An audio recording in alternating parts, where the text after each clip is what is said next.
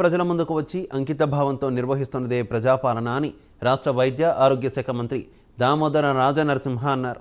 సంగారెడ్డి జిల్లా అమీన్పూర్ మున్సిపాలిటీలోని బందంకొమ్ము కాలనీలో ప్రజాపాలన కాంగ్రెస్ అభయహస్తం గ్యారంటీ దరఖాస్తుల స్వీకరణ కార్యక్రమానికి రాజనరసింహ ముఖ్య అతిథిగా హాజరయ్యారు. ప్రభుత్వం 2 గ్యారంటీలను విజయవంతంగా అమలు చేసిందని చెప్పారు. వ్యక్తులు మారవచ్చు కానీ వ్యవస్థ మాత్రం శాశ్వతమని మంత్రి రాజనరసింహ తెలిపారు.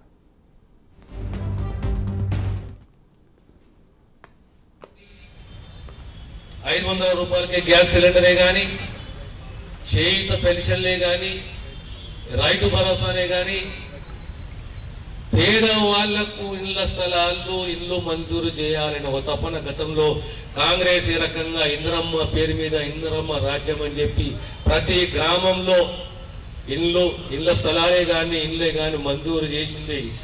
అదే రీతిలో అదే పద్ధతిలో మళ్ళీ కాంగ్రెస్ ప్రభుత్వము మంజూరు చేయాలని ఒక తపనతోటి ఆలోచనతోటి ఈ గ్యారంటీలలో సమకూర్చి మీకు అప్లికేషన్ ఇచ్చి మీరు అప్లికేషన్ కంప్లీట్గా దాన్ని నింపిన తర్వాత రాబోయే కాలంలో ఒక్కొక్క గ్యారంటీని అమలు